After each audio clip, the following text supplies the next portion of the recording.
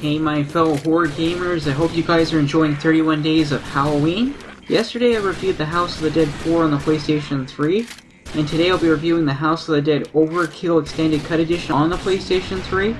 The House of the Dead Overkill is the first game in the House of the Dead series to be released for a home console instead of arcades, and as a result the game is considerably longer, and more features have been added.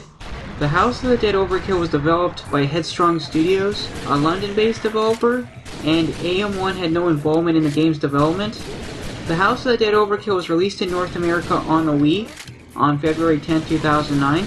An enhanced port called House of the Dead Overkill Extended Cut was released for the PlayStation 3 in North America on October 25, 2011. House of the Dead Overkill is a prequel to the original House of the Dead and takes place 7 years earlier in 1991. During the Cold War, the military developed a formula called Project X, but the project it was meant for was a failure, so the formula was left in a bunker that was abandoned. And years later, Agent G, who is fresh out of the AMS Academy, is given his first assignment to investigate disappearances in Louisiana and to hunt down a deranged crime boss named Papa Caesar. And on the way he encounters Detective Isaac Washington, who is on a mission to kill Papa Caesar, who killed his father. And these two end up teaming up. You go through the story, which is divided into 9 chapters, fighting mutants. Yes, mutants instead of zombies who have been infected with Formula X. And you encounter several bosses along the way, and to defeat each boss you must drain their boss meter, though they take damage either way.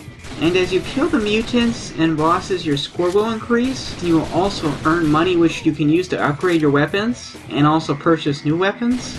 And this really helps for replayability.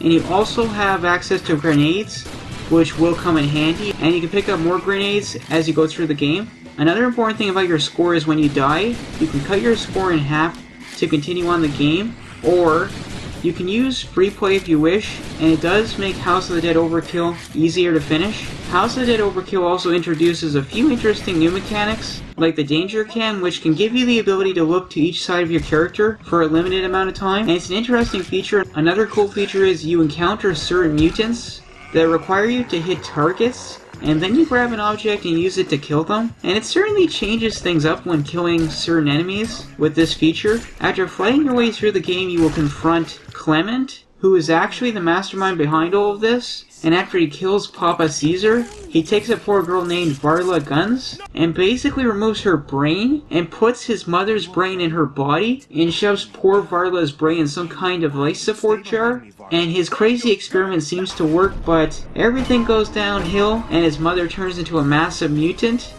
which will be the final boss. And after you manage to beat her, the ending has Clement climbing inside his dead mother's womb, where I don't want to know what happens to him, though he deserves what he gets. And Agent G and Detective Isaac leave on a chopper, and Agent G still has poor Varla's brain that's still alive, and they throw a detonator out the window which will presumably destroy the facility.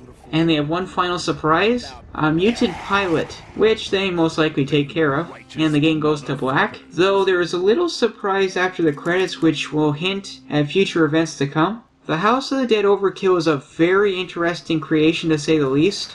I really like the House of the Dead Overkill's gameplay along with the new features, and after beating the story mode, you unlock Director's Cut mode, which is harder and longer than the normal story mode, though All your progress from the normal mode carries over into the director's cut, and there are some other changes, but because of time constraints, I couldn't play that mode, but I will try to get to it in the future. The House of the Dead Overkill offers a lot of extra content, including extra modes, even minigames, and at least one minigame offers a 4-player co-op mode, which is great. And you can go back through the story mode and unlock all the weapons. And you can play the story mode with different settings, and once you beat the director's cut mode, you unlock dual wield mode, which will allow your character to have 2 weapons at once. And of course there's online leaderboards and trophies, so there's a lot of content here and it's great, but House of the Dead Overkill isn't perfect.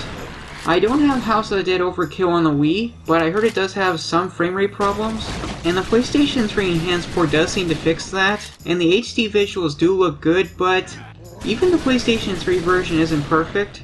The PlayStation 3 version does come with 2 extra chapters, which is great, and there is even an option for 3D, which I haven't tried, but I will when I get the chance. But the one major issue I have with the PlayStation 3 version is calibrating the PlayStation Move controller to work is difficult. And while it is accurate, but I think the programming for the Move controller needed more work. The House of the Dead Overkill's gameplay is great, and I like the grainy look the developers were going for, and the music and voice acting, which features a lot of swearing, fit this game very well. But one problem I have noticed is while there is a good amount of different enemies, but a lot of the mutants look the same, like you will see 3 or 5 of the same mutant, and I really think there needed to be more enemy character models. I also feel while the House of the Dead Overkill has a good length, and being able to save civilians or hostages in this case was great, but I feel not having branching paths is a mistake, and it would have made the game better. The other issue I have is the story.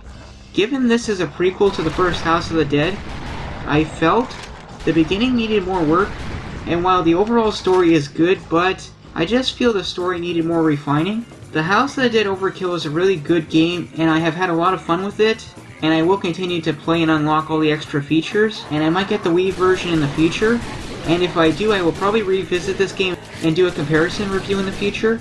I highly recommend you guys check out House of the Dead Overkill. It's really fun. I give the House of the Dead Overkill a final score of 8.5 out of 10. Tune in tomorrow when I'll be reviewing another horror game. I'll talk to you guys later. This is the Entertainment Wizard, signing off.